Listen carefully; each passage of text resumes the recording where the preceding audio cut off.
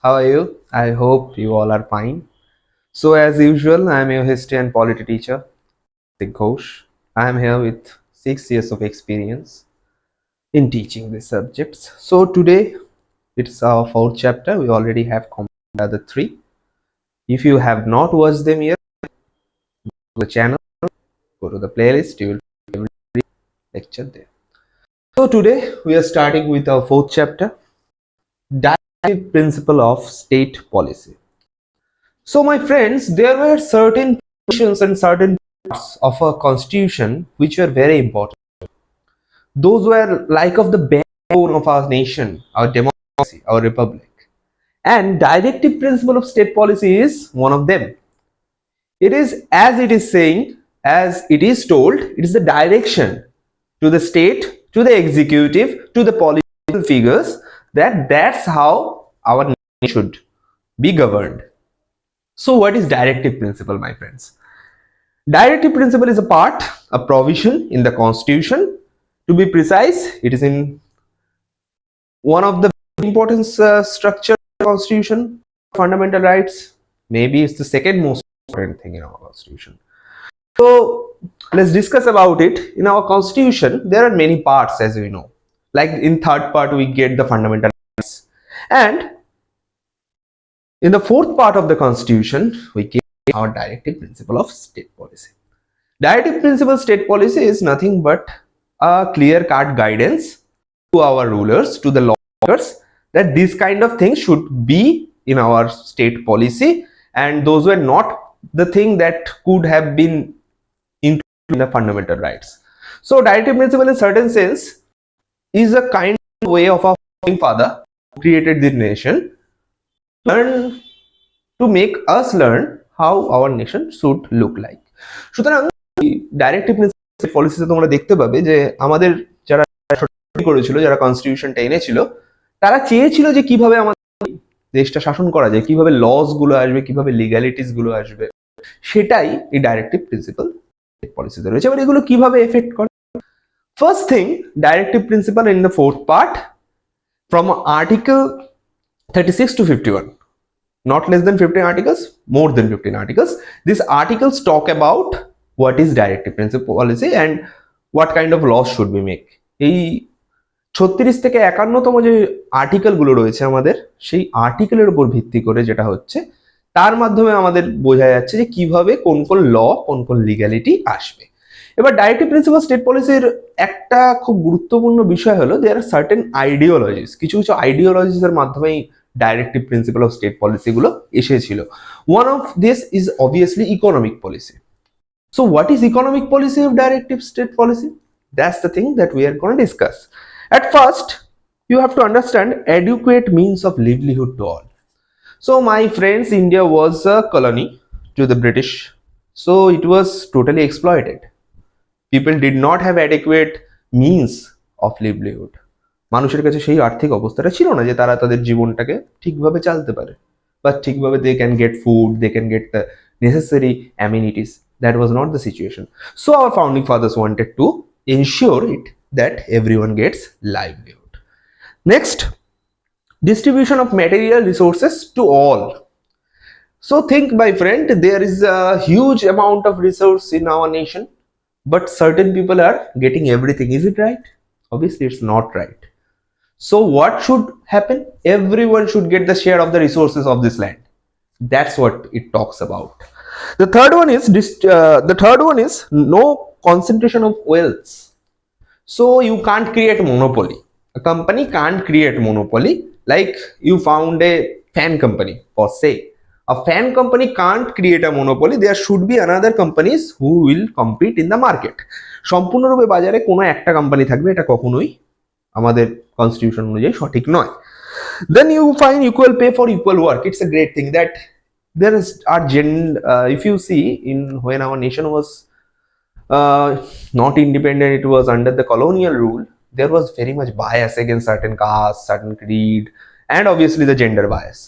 But after our constitution, there is clear cut answer that there will be no discrimination on the gender, on the caste, or the creed. Every person will get the same amount of money on the same amount of work. Suppose there is a person who is earning 20 rupees for working 8 hours. Another person is earning 40 rupees. So that's the difference, and that should not happen. And same kind of work, same amount of work should have same amount of money, same amount of salary. So that is what it is. মূল বিষয়টা এটাই যে সমান কাজের জন্য সমান আয় হওয়া উচিত। That's the main fact. Then obviously welfare of the children and youth. So you guys are youth. Children should have their rights, and children should not be denied from those rights. That was something that our founding fathers were thinking about when they wrote the constitution. So that was included in the constitution. Then right to work, education, public assistance, certain. So we have right to work. আমাদের কাজের স্বাধীনতা রয়েছে. We have right to education for say.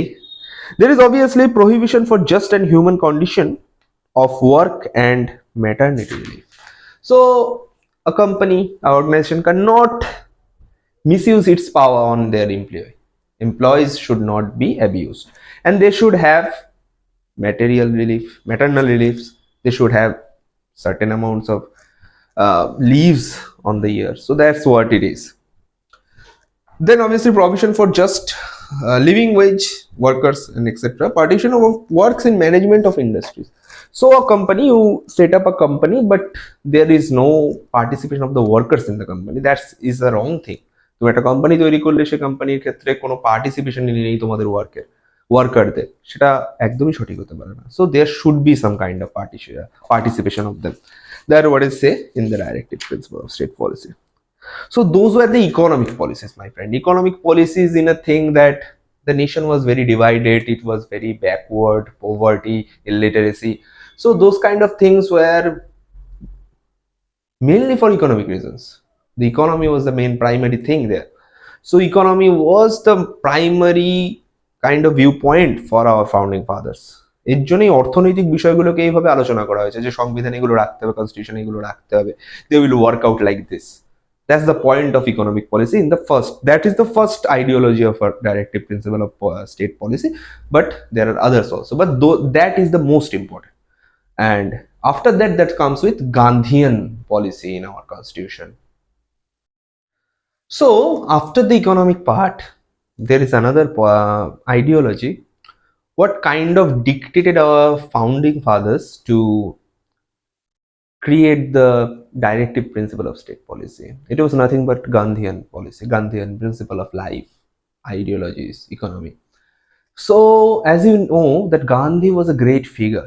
He was a leader of the mass. He had a great impact on our nation. Our nation got its independence due to him. He was a great leader. There is no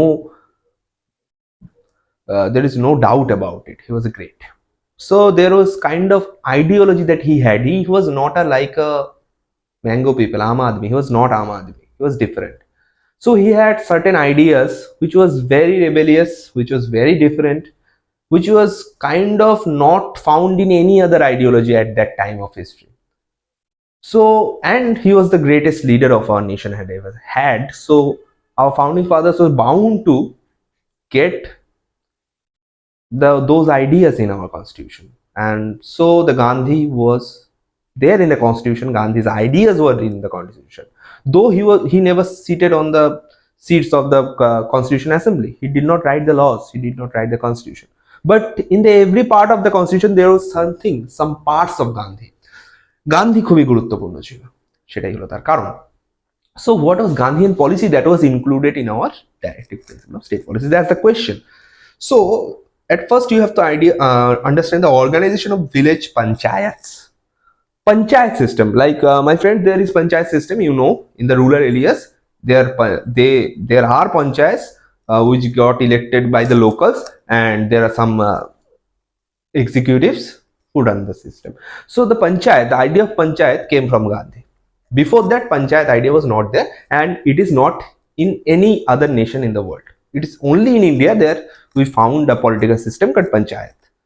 In different states, it's in a different matter of fact. In different states, there are different kind of panchayats. There are like 2 stages panchayat and district level. There are 3 stages in our West Bengal. So that was the thing. But the idea of panchayat as a political some structure. It was Gandhi who found that idea. It was Gandhi who wanted to create panchayat, because according to Gandhi, the India was a rural state. It was a rural nation. The life of India, the love of India stays in the rural, stays in the village. That was the idea of Gandhi. So that was why the panchayat was included, and panchayat gave the people, the mass, the rights that they needed. Because you have to understand, even today, most of the people, the majority of the population lives in the village, not in the cities and towns, even today. So think about that. About 70 years ago, what was the situation? Most of the people were living in the villages, so they needed some political support, they needed a political structure, they needed something to rule themselves, they needed something for the development of the area. So in our Article 40 of our Constitution, the fourth part, Directive Principal Policy, it was included the Panchayati Raj system. Though it was later modified by many governments, and some other provisions were included, municipalities were included in the provisions, but the main structure, the main idea came from Gandhi. Then you find the protection of cottage industry, the promotion of cottage industries, my friend. What is the cottage industry? So, my friends, in the ancient India, there was no such big industries in India. There was small scale industry. There were small kind of artisans who created some stuff. They used to sell that in market, and it was going to get exported in far away lands.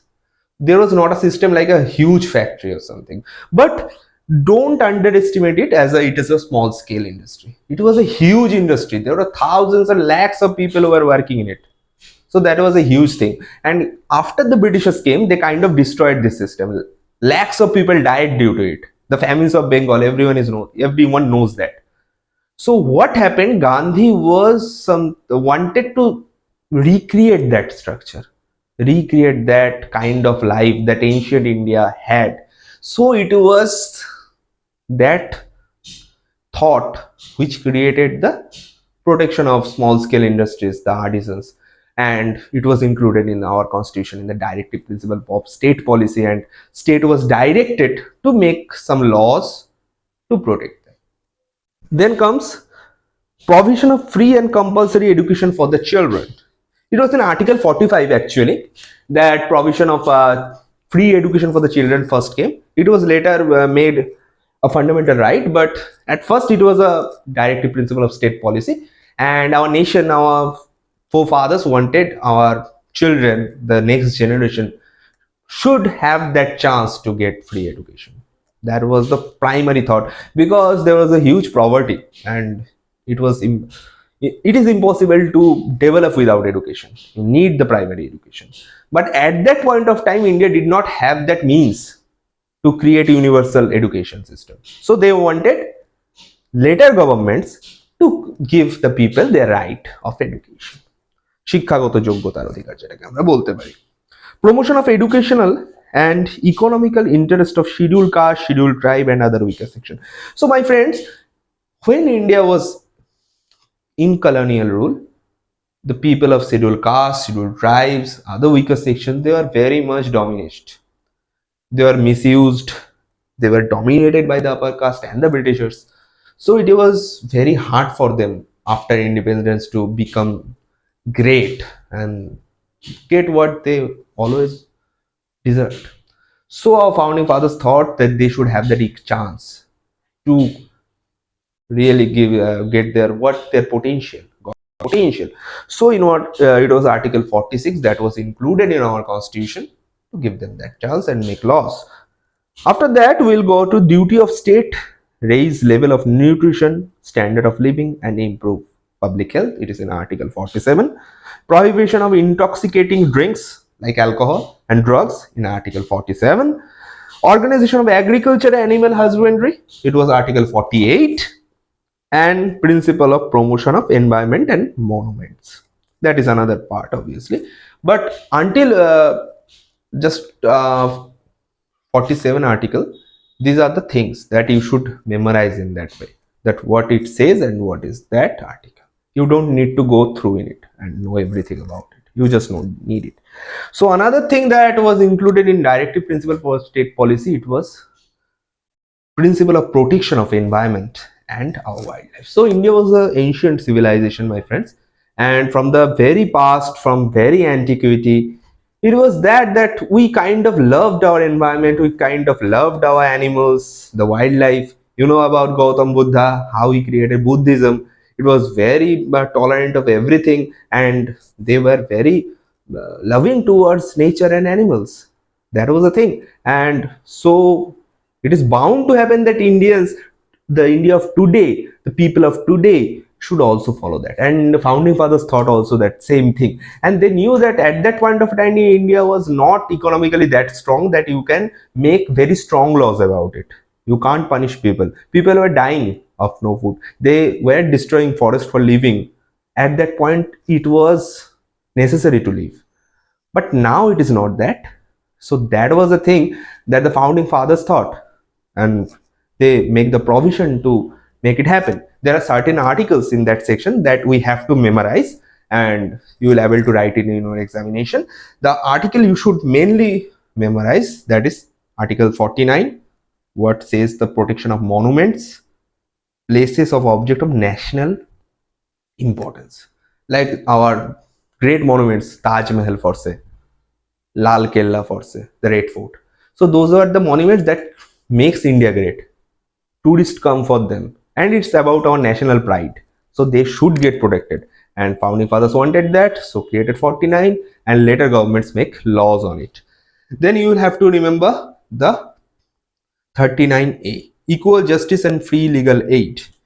Then you have to remember Article 48, which talks about uniform civil code, that every caste, creed, religion should not happen due to political reasons.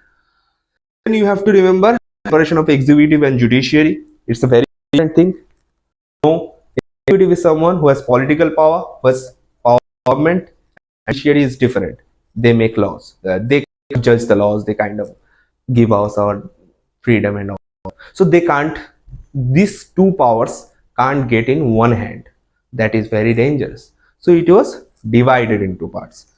Then separation, then principle for internal peace and security. Article 15 was included in that part to make laws for armed forces and all that stuff. Armed forces, Air Force, Navy, Army, they can't be ruled like normal peoples. They're not ordinary, they're extraordinary, they're heroes of this nation.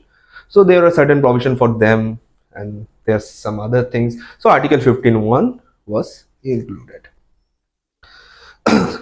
Another one important thing about directive principle of state polity was welfare state. My friend, what is a welfare state? There are two kind of state. दो धৰণৰ राष्ट्र है. One is welfare state, another is dictatorship. In a dictatorship like communist China, people don't have any rights, any kind of rights.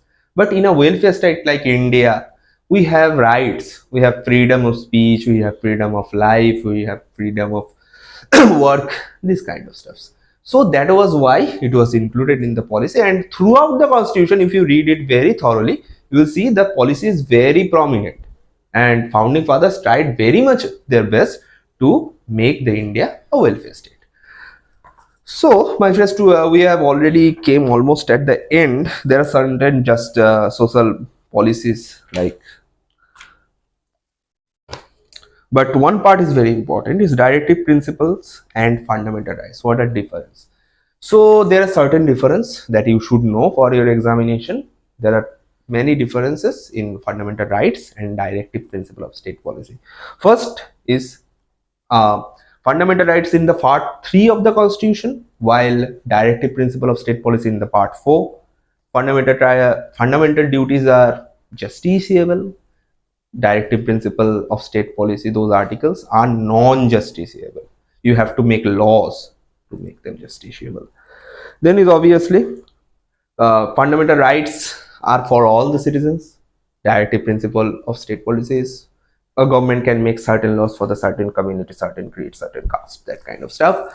And fundamental directive principle is wider. Lots of things can be included in it. The fundamental rights are not wider, they are very kind of revolves around their own words. And obviously, the last part, the fundamental rights are absolute kind of in that way. Directive principal policy are not absolute. There is no provision in the constitution to make it, the courts can enforce it on that way. You have to make a law, parliament have to make a law to make directive principle of state policy a justiciable fact, a justiciable act. Like you can say the Article 44, which is a uniform civil code, due to some communal things that it was never implemented on Indian parliamentary system, alas. So that was our fourth chapter, my friends. I hope you have learned something from here and you will apply it on your examination and get great marks. Please follow PKD Academy. We have every class we create it with our heart and all. We kind of give our 100% to it. So follow PKD Academy, like our videos, comment if you find something. That's all for today. We'll meet you soon.